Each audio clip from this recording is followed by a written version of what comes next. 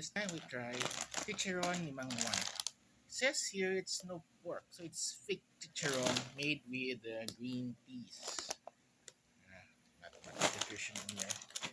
Let's open it with the shider cutter.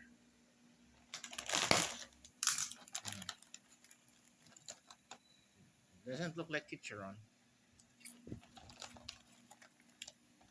You can taste the vinegar and the chili.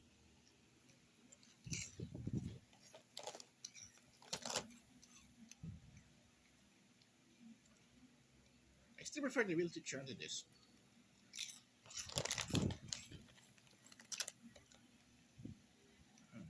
It's too uniform to be chicharron.